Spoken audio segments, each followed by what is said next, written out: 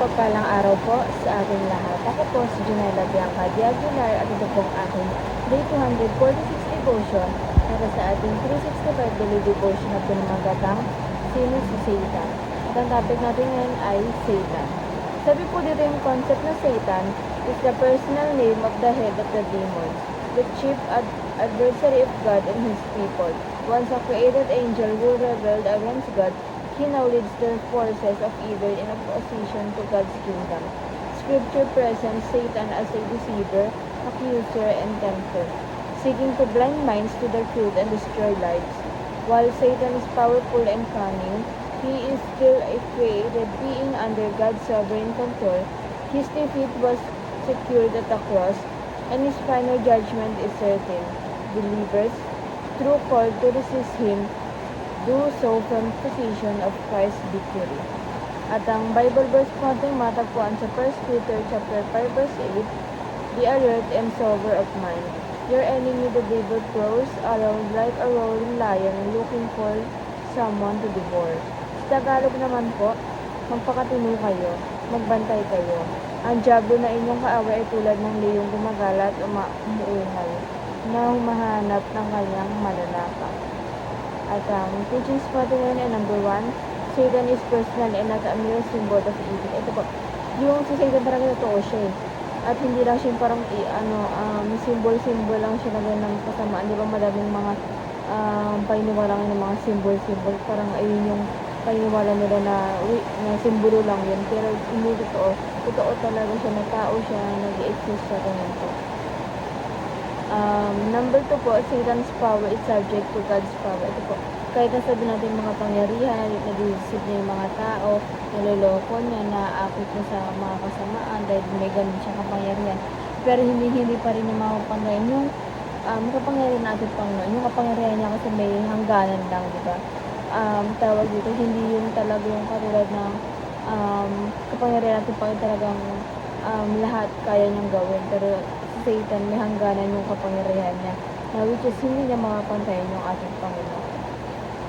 Number 3 po, Satan has no authority over the believers. Ito po, once na tayong believers, once na nagpasakop tayo sa ating Panginoon, once na diniklara natin sa ating buhay na siya ang Diyos sa buhay natin at ikinikilis natin or isang sa buhay natin yung buhay na meron siya, talagang hindi kahit anong kasamaan ni Satan, hindi tayo magagalaw niyan, hindi tayo maaakit sa kasamaan, gano'n.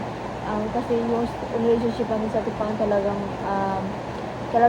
siya, strong siya. Kaya kahit anong lakas niya, kahit anong bisig niya sa atin, hindi na tayo matatalo or sa kasamaan na gusto niya ipagawa sa atin. And the application naman po, paano ito na ma-apply sa ating buhay, number 1, pray for a Christ-centered family. Ito po, diba sa family natin, alam naman natin na hindi naman talaga, kahit isang pamilya na iba-iba pa rin talaga yung paniniwala natin, diba? Lalo na pagdating sa ating Panginoon. Ipag-pray natin sa ating Panginoon, maging sentro siya ng pamilya na meron tayo. At in the future, ang pamilya na ibubuuhin natin parang po. Kailangan lang natin mangingi ng gabay, patnubay sa kanya ng guidance, diba? Even sa pamilya natin na syempre, hindi lang tayo maging ligtas, bagkus lahat din sila. At sabay-sabay tayong makakilala sa ating Panginoon. And number 2 po, prepare for spiritual battle. Demons are not idle. Ito po, dapat naman talaga mag-prepare po tayo, di ba? Spiritually, emotionally, lahat po, i-prepare natin. Dahil, alam niyo po, yung mga demons ay yung mga, di ba may mga demons sa mga espiritu, mga ganun, mga nauusok-usok. Tapos, mga demons na symbol, hindi naman kailangan silang parang idoluhin, di ba? Wala namang kahanga-hanga sa kanila. Ibigay na lang natin yung oras at puso natin sa ating Panginoon. And number 3 po, push forward and weaken the enemy's territory, di ba? Talaga, itaboy natin sila. Itaboy natin ng alam natin pag nakikita o naramdaman natin na parang tawag dito na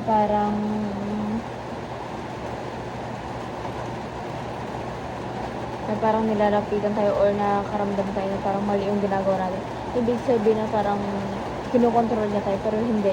manalig tayo sa ating Panginoon at matigas na i-push natin siya na alam na ano sa kanya hindi siya mananaig sa atin dahil tayo mga believers at dapat sunod sa ating Panginoon.